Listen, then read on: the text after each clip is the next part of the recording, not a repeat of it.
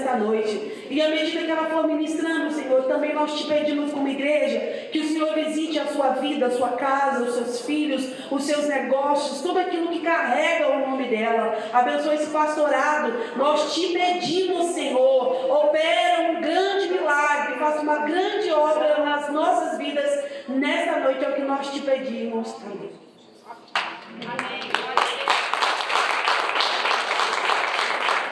Paz, Senhor, meus irmãos. Estamos felizes de estarmos aqui nessa noite com vocês, louvando o Senhor, adorando ao Senhor e como uma família, né?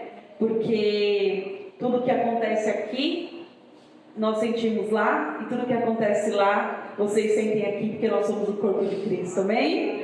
Quero pedir para você abrir sua Bíblia aqui no livro de Ruth.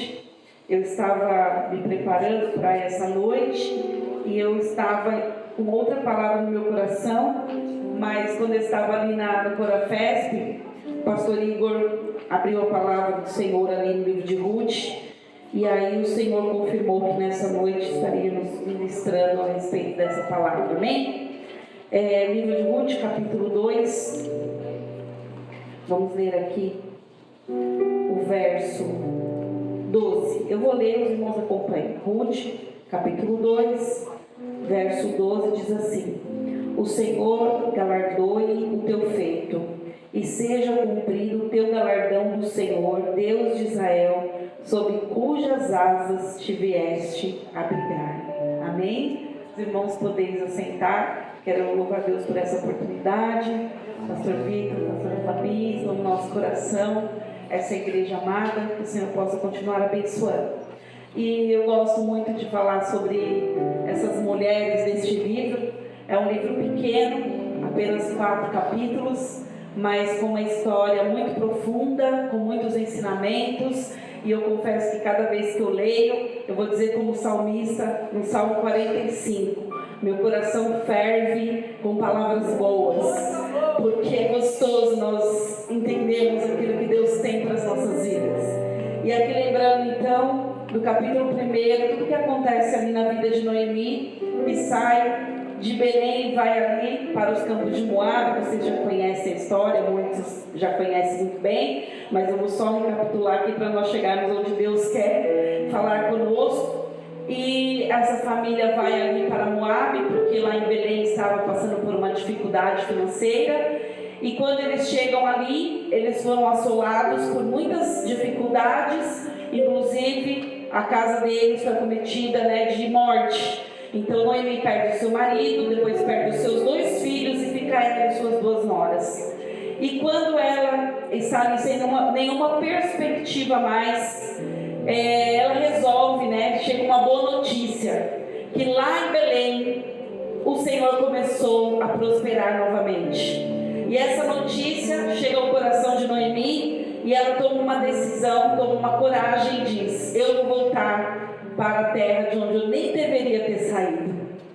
Às vezes a gente quer sair, como o pastor Igor pregou lá, às vezes a gente quer sair de um lugar porque nós estamos passando por dificuldade, mas o mais importante é nós estarmos na presença de Deus, que pode suprir as nossas necessidades. Então não é um lugar, é onde nós estamos. Então nós precisamos estar no centro da vontade de Deus, ainda que por um determinado tempo a gente esteja passando por uma situação difícil, mas se nós sairmos dali, nós não conseguiremos receber a providência de Deus e podemos sofrer consequências terríveis na nossa história.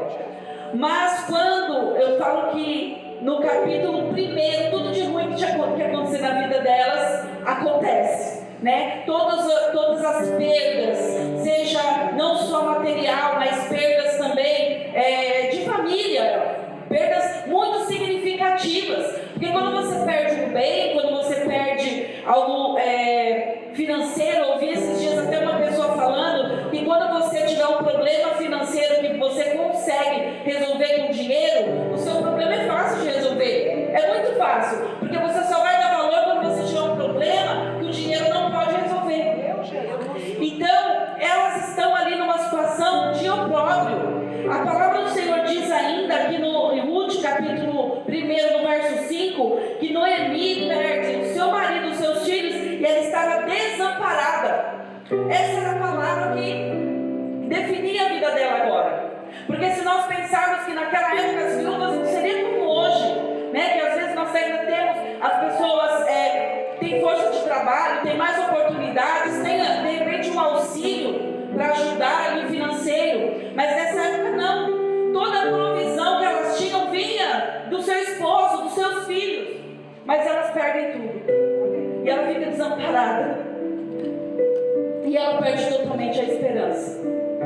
Mas, no capítulo 1, no verso 22, diz que então, elas, assim Noemi voltou, e com ela Ruth a Moabita, sua nora, que voltava dos campos de Moabe, e chegaram a Belém no princípio da cega das cevadas, ou seja, no princípio da colheita. Eu estava pesquisando, e essa distância entre os campos de Moabe até ali onde elas chegaram, era mais ou menos uns 80 a 100 quilômetros.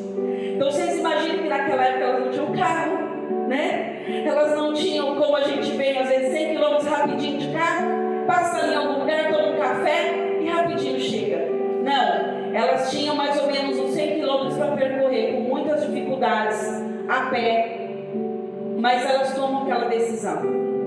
E eu gosto muito de parar um pouquinho aqui e lembrar que essas duas noras comiam a mesma comida que Noemi fazia, ouviam a mesma oração que Noemi fazia, bebiam a mesma água, moravam debaixo do mesmo teto, tiveram as mesmas oportunidades, passaram por situações parecidas, também perderam seu esposo.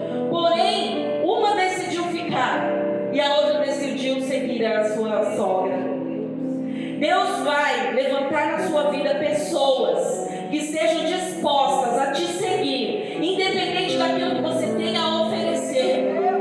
Deus tem pessoas fiéis ainda na terra. Deus ainda tem pessoas que estão dispostas a te seguir, independente daquilo que você esteja vivendo. Glória a Deus. Quando Noemi vai falar, ela vai se despedir ali das duas noras, as duas choram. Só que tem uma diferença. Nem todo mundo que chora está sincero. E talvez o natural fosse realmente fazer o que Orfa fez, voltar para sua família. Seria a decisão natural. Mas Ruth, tocada pelo testemunho da sua sogra, ela fala assim: não, onde você for, eu vou com você. Onde você dormir, eu vou dormir com você. O seu Deus será o meu Deus. E aí ela vira para sua nora e fala: filha, eu preciso te contar a realidade. Porque ainda se eu tivesse um filho agora, para você se casar, não teria como. Não adianta você ficar comigo. Você não tem futuro. Ela alinha ali a expectativa de Ruth e fala: olha, não adianta, não tem esperança. Não adianta você me seguir, porque essa seria a lei natural. Mas Ruth fala: não, eu não te largo. Aonde você for, eu vou com você. E nós vamos fazer essa viagem. E elas demoraram, calculando essa distância, elas demorariam uns 10 dias para chegar. Mas no verso 22 diz que elas chegaram. Não importa as dificuldades, elas chegaram ali, elas romperam, elas conseguiram. Talvez eu não sei o que elas passaram de dificuldades naquele trajeto, de perigos, mas elas chegaram. O importante é que elas chegaram ali na terra do pão, elas chegaram na terra da provisão, elas chegaram no lugar onde Deus tinha determinado para elas chegarem. E elas chegam ali. E no verso 2, eu costumo dizer que Deus simplesmente virou uma página na história delas. Do capítulo 1, elas pulam para o capítulo 2. Porque há esperança para a árvore plantada. Ainda, né? Que se envelhecer a terra a sua raiz e não houver mais esperança, mas ao cheiro das águas brotará e voltará a viver. Diz a palavra do Senhor: há esperança para aqueles que estão em Deus. No capítulo 2, Diz que Ruth fala para Noemi: bom, vou precisar trabalhar. E ela sai. O tempo era de alegria, era de colheita, era um tempo que todos estavam vivendo ali, a alegria de poder colher os frutos que eles haviam plantado. Só que elas chegaram no momento em que elas não haviam plantado, mas elas chegaram para colher.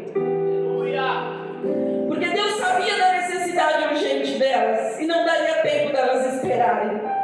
Então Deus faz com que elas cheguem no momento certo de colher. E Ruth começa a colher ali naquele campo. E ela fala para sua sogra: eu vou para um campo em que as pessoas me aceitem, deixem eu trabalhar.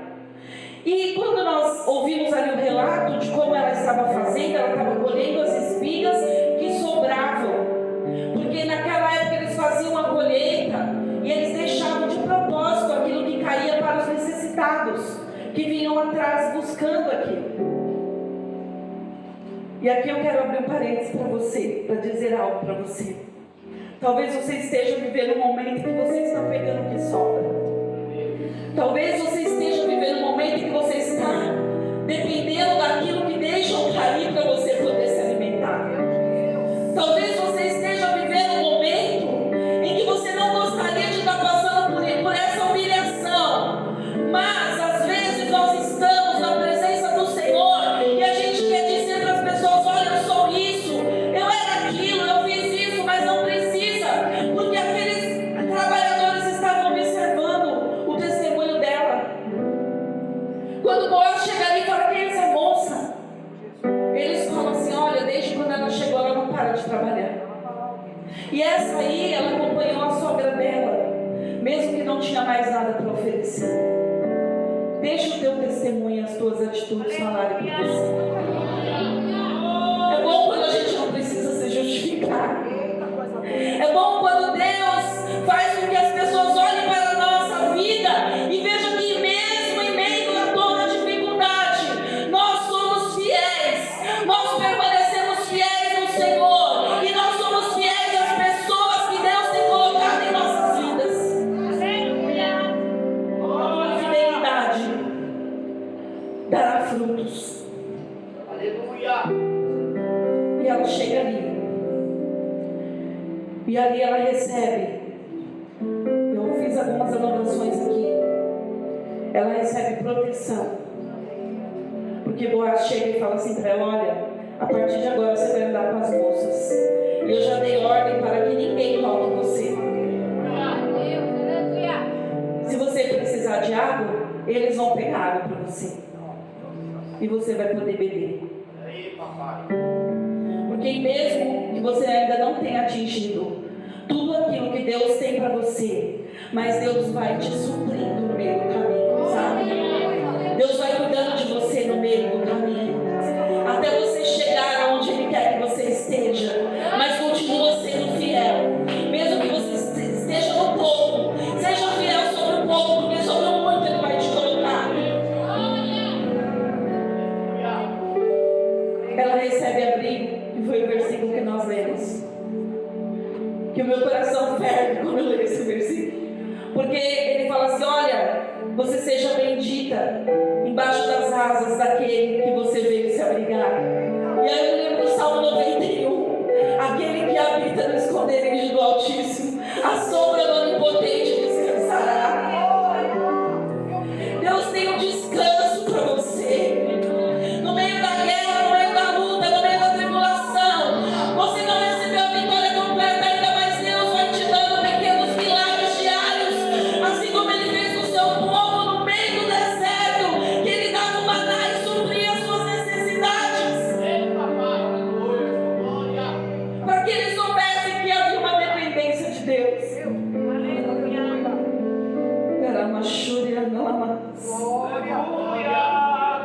O verso 3 diz assim: disse ela: ache eu graça aos teus olhos, Senhor meu, pois me consolaste e me falaste ao coração da tua serva, não sendo eu nem ainda como uma das tuas criadas. Deus, Ele tem consolo para os nossos corações.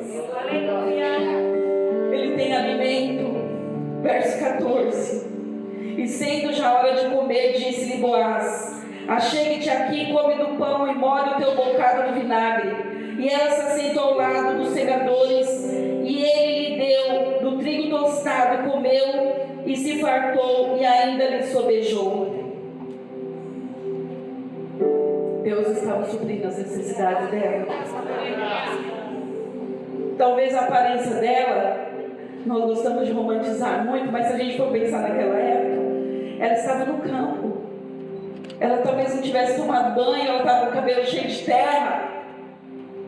Mas o Senhor que olha para nós, independente da nossa situação, Ele via uma mulher fiel, Ele via uma mulher que estava obedecendo, independente de que ela era uma estrangeira. Talvez ela pudesse dizer: mas eu sou uma coitadinha, mas eu vim de longe, mas Deus não pode fazer isso na minha vida. Mas Deus, pela sua graça, pela sua misericórdia, Ele escolhe aqueles que ninguém dá nada. Aleluia! Eu te escolhi. Oh, glória! Aleluia! Ruth estava pegando o que sobrava da terra que um dia seria dela. Aleluia! Mas enquanto ela estava ali pegando e se alimentando e sendo cuidada por Deus, ela estava caminhando em rumo à sua promessa, em rumo à sua restauração completa. Glória a Deus! E quando ela chega à noite, ela fala assim para a sua sogra: olha, eu fui hoje e eu trouxe todo esse alimento porque eu estava ali nos campos de Boaz. E eu gosto muito desse verso, capítulo 2, verso 20, diz assim: então Noemi disse à sua nora: bendito seja do Senhor, que ainda não tem deixado a sua beneficência, nem para com os vivos, nem para com os mortos. Eu fiquei pensando sobre isso, porque nós estamos num círculo de oração. E tem orações que nós estamos vivendo hoje, eu e meu esposo, de pessoas que já não estão mais aqui. Os nossos pais que já dormem no Senhor, mas eles oraram por nós. E as orações deles ainda continuam fazendo efeito na nossa vida, na vida dos nossos filhos. Assim como nós tivemos no Corafés, que o tema foi Deus de gerações e Deus de coisas maiores. Deus, Ele tinha uma restauração para a geração de quem já tinha morrido. Meu Deus, como assim? Ela tinha perdido o esposo, ela tinha perdido os filhos. E aí Noemi fala: Deus continua sendo fiel, bom. Deus continua sendo fiel para com os vivos e para com os mortos. Porque Boaz, ele era um dos remidores. Ele poderia resgatá-las. Se nós olharmos pelo direito imobiliário da época, ele poderia restaurar, resgatar a herança delas e a linhagem delas. Porque ele, casando com Ruth, o primeiro filho carregaria novamente a linhagem da sua sogra. Você tem noção do que Deus fez na vida dessas mulheres? Será que você está olhando aí para a sua vida e você fez um diagnóstico e o inimigo está falando para você que acabou, que não tem mais jeito? Você olha para um lado e você fala: não tem como Deus fazer por aqui. Você olha para o outro e fala: não, por aqui também não tem como Deus fazer. Mas Deus, Ele vem e fala assim: eu resgato a tua história. Eu tenho o poder de restaurar a tua história e de fazer nas próximas gerações aquilo que eu prometi para você. Ainda que a gente não esteja mais aqui, mas aquele que prometeu é fiel para fazer em nossas vidas, é fiel para fazer na vida dos nossos filhos, dos filhos dos nossos filhos e de toda a nossa herança. Porque Ele é o Deus de gerações. E Deus, Ele ama a família. O que mais tem sido atacado nesses últimos dias são as famílias. Mas o Senhor, Ele diz que Ele é o Deus de gerações, que Ele restaura famílias. E que Ele está preparando tudo. Só que quando você pensa que Deus vai vir por aqui, Ele faz algo inédito que nunca aconteceu, para nos surpreender. Deus vai fazer algo inédito na sua vida, algo sem precedente na tua história, na história da tua família, porque a palavra do Senhor diz, Ele disse para Marta, Ele disse para Maria: eu sou a ressurreição e a vida, e aquele que crê em mim, ainda que esteja morto, viverá.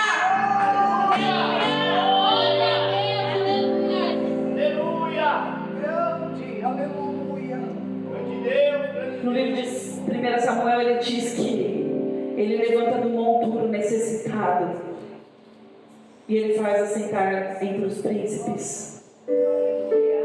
Qual é a impossibilidade que o inimigo tem falado para a tua história, para a tua família, que não tem mais jeito? Eu vim nessa noite para profetizar que Deus fará algo diferente, mas quem Ele tiver que trazer, Ele vai trazer.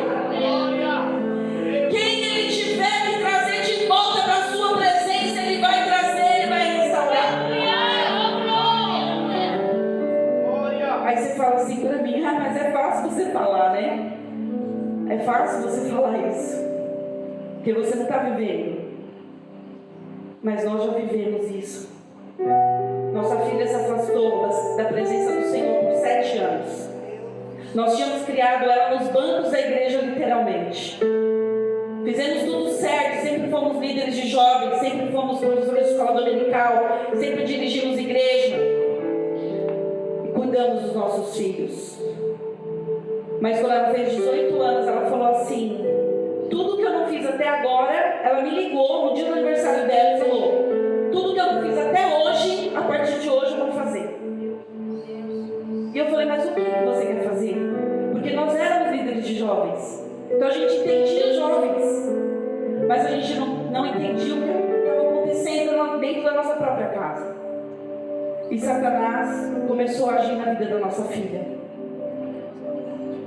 Um ano antes, os nossos pastores, nós éramos no campo de Parque São Rafael, ali em São Mateus, São Paulo, nos chamaram e pediram para que eu e a nora deles, a pastora Tati, nós começássemos um trabalho na igreja, no círculo de oração, para intercedermos pelos filhos. Um ano antes.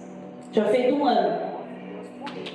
E aí, quando eu comecei a passar por essa situação, eu olhei a situação de longe e falei: Senhor, eu não quero passar por isso. Eu não quero. E aí Deus falou: mas você vai ter que passar. E eu falei para Deus, eu lembro que eu orei e falei para Deus: Deus, já que eu tenho que entrar na fornalha, então faz eu passar rápido. E aí Deus aqueceu a fornalha 7 vezes. E nós passamos ali tudo que vocês podem imaginar, de humilhação, de vergonha, de nós estarmos ministrando. Eu colocava a camiseta e falava assim: nós vamos interceder pelos nossos filhos. E na hora do clamor, eu orava pelos filhos de todas as irmãs, mas a minha filha não estava. E às vezes o inimigo, eu ouvia Deus falando comigo claramente nesse tempo, como eu ouvia também muitas vezes o inimigo falando comigo. E ele falou assim: tá vendo que você não está orando pelos filhos? Mas aí o Espírito Santo falou: porque eu estava te preparando para o que você ia passar. E eu ia ministrar, eu pegava a palavra e na hora que eu ia ministrar, o inimigo falava: mas você vai falar isso se a sua filha está lá dentro de um quarto e não quer olhar para ninguém? Deitada numa cama e não quer se levantar? Aí eu virava para ele e falava assim: mas eu não vou pregar nada de mim, eu vou pregar a palavra de Deus. E ele é fiel com a palavra dele. E ainda que se eu tiver que profetizar sobre a palavra dele, eu vou profetizar.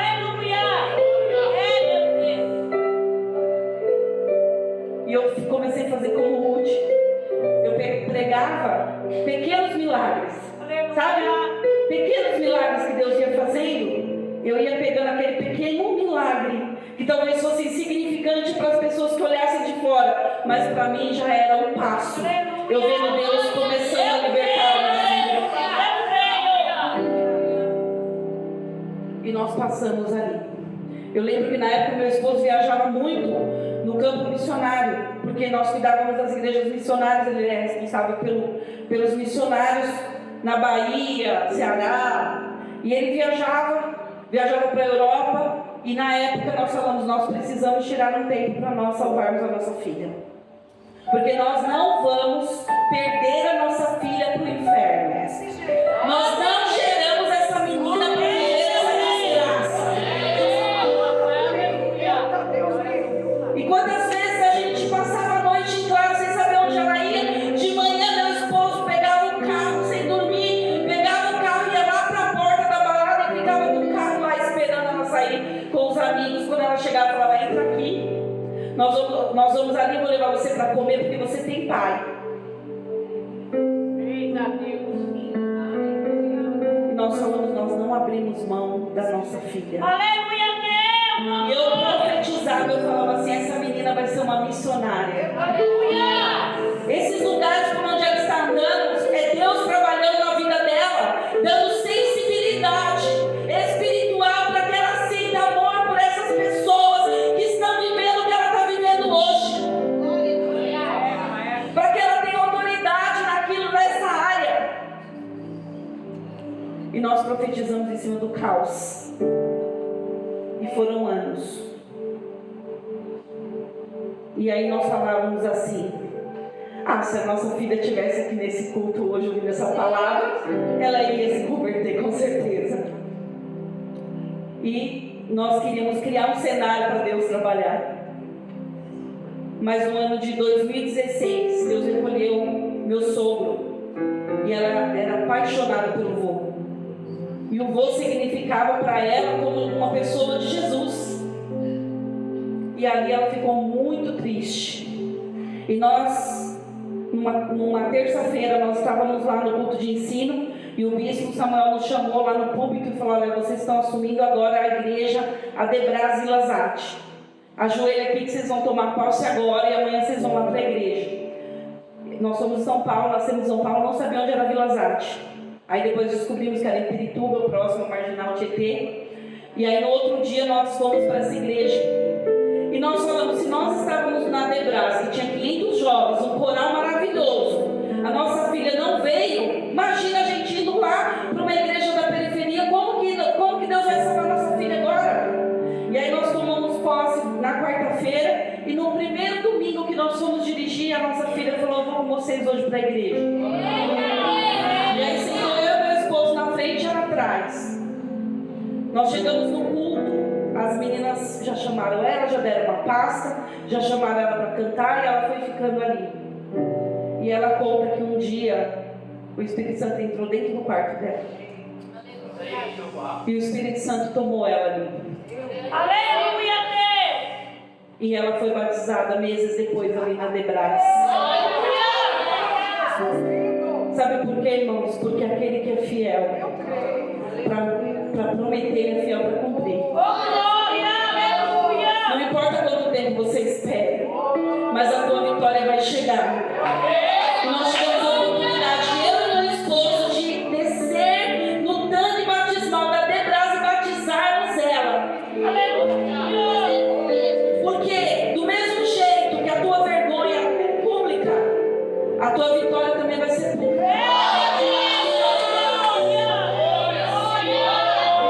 Para cada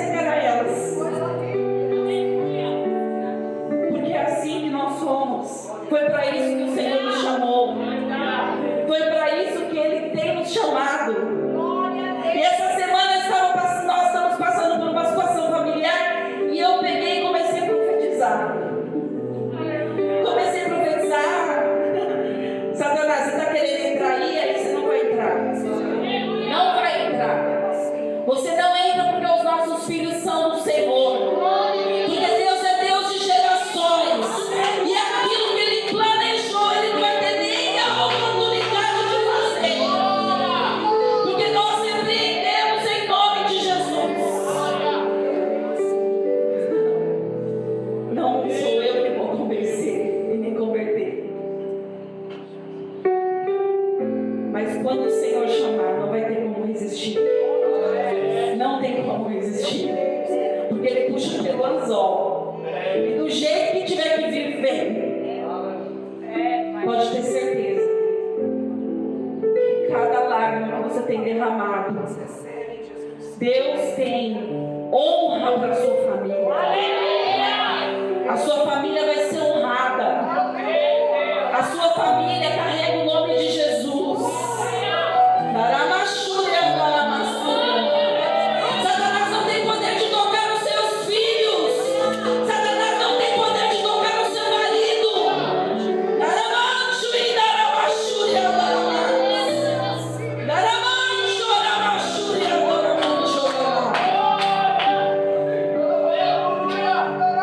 Deus está libertando nessa noite. E se não tiver ninguém para pregar, o próprio Espírito Santo entra.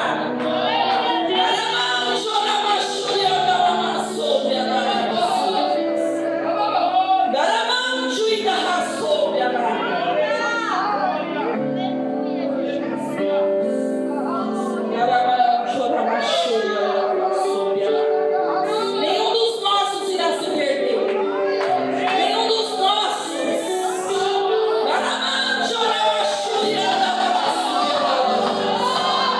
Meu Deus de gerações está guardando.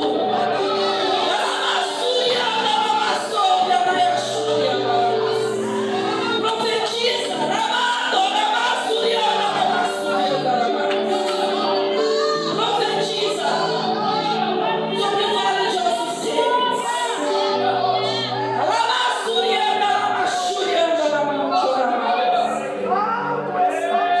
E você vai viver um tempo de milagre, de ressurreição e de restituição de Deus.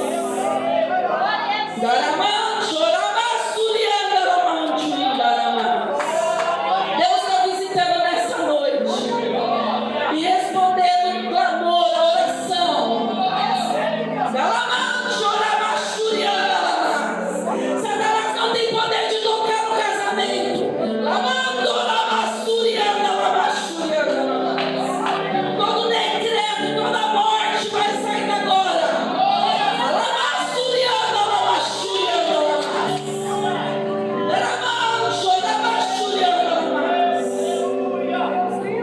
Espírito de depressão, toda opressão maligna sai agora.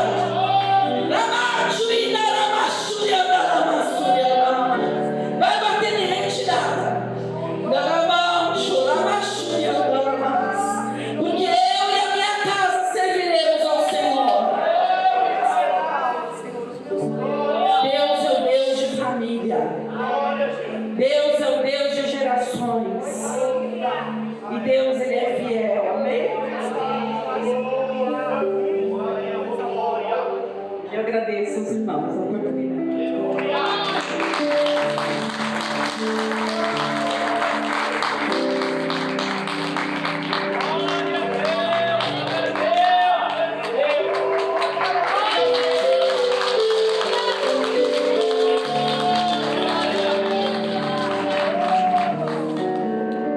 Glória a Deus. Já agradecia a Lília, a pastora Lília, que o Senhor continue abençoando e usando poderosamente. Quem estava aqui na consagração que nós fizemos em prol do Cura Festa? Eu anunciei, foi sábado retrasado no caso, né? Retrasado.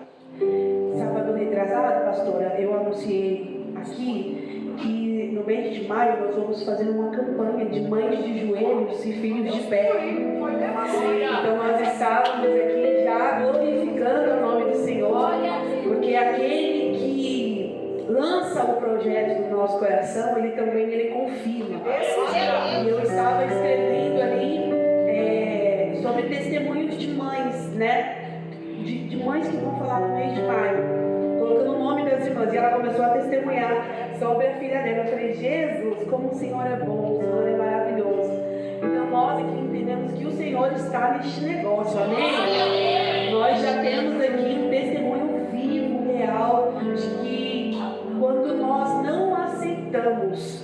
aquela situação e nós nos posicionamos, o Senhor é aquele que nos dá a vitória.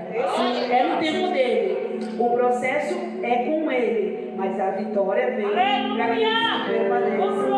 Então, você que está ouvindo, né, nessa terça-feira, já comece a interceder por este propósito. Convida aquela mãe que é sua amiga, vizinha, parente, né? Talvez aí você também ainda não é mãe, mas tem o desejo. Talvez você não é mãe por opção, mas adote um filho espiritual, com um jovem, com um adolescente, que nós também estaremos fazendo este trabalho aqui com os jovens, adolescentes e as crianças, e nós temos certeza que Deus vai fazer o extraordinário em nosso meio também no mês de maio, amém? Amanhã nós temos ensaio com o Manto das Mulheres, com as virtuosas, estejam conosco amanhã às 19h30 em nome de Jesus.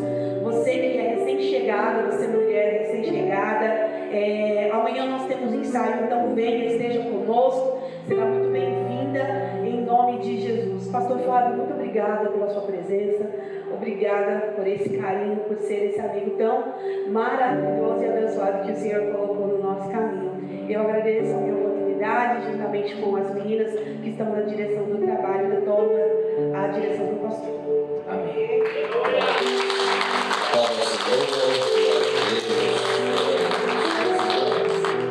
Meus irmãos, vamos já finalizar. Deus abençoe a vida de cada um que esteve conosco. Deus abençoe você que nos visitou.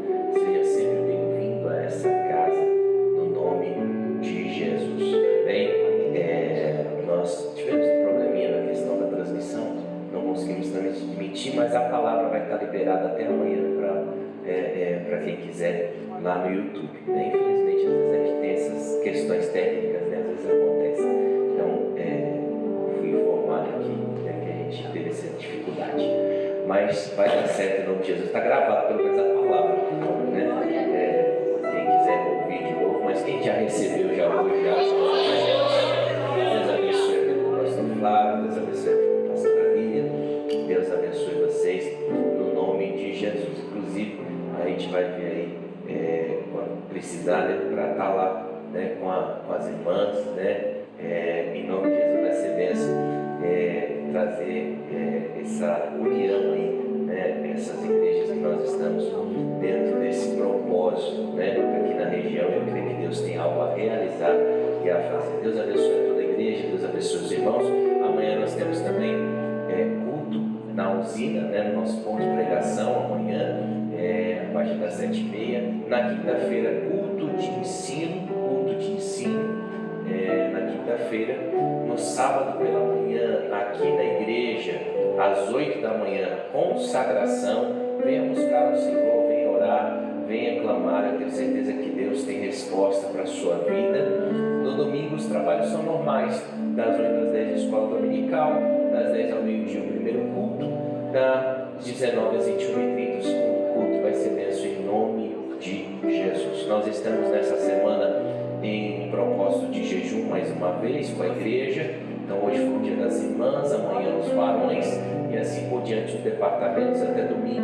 Toda a igreja estará em jejum, consagração, clamando, orando. Coloque a tua vida diante do altar de Deus, porque eu tenho certeza que Deus tem resposta para você. Nós temos liberado essa palavra durante esse mês e eu creio que Deus tem falado, mas também já tem operado sobre as nossas vidas. Clama a mim e responder-te-ei e anunciar-te coisas grandes e firmes que não sabes. Diga para quem está perto de você, diga assim: Deus tem novidade para você ainda esse mês. Se coloque de pé, vamos agradecer ao Senhor.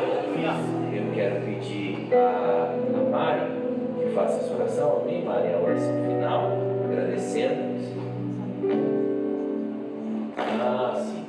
Vai ter amanhã o ensaio das vitosas, mas também tem ensaio dos varões, dos valentes.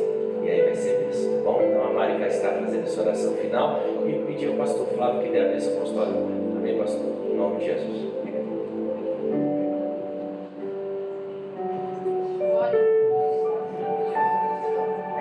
Glória a Deus, oremos, igreja. Pai, nós nos colocamos diante da tua presença para te agradecer, Senhor, por este culto, Pai, pelos louvores, por tudo que o Senhor tem falado aos nossos corações, Senhor. Pedimos a ti, leva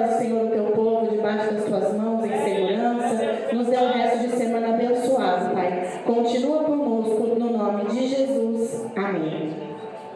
Glória. Curve a sua cabeça, estendendo a sua mão, que o grande amor de Deus o Pai, a graça do nosso Senhor e Salvador Jesus Cristo, a comunhão e as consolações do seu Espírito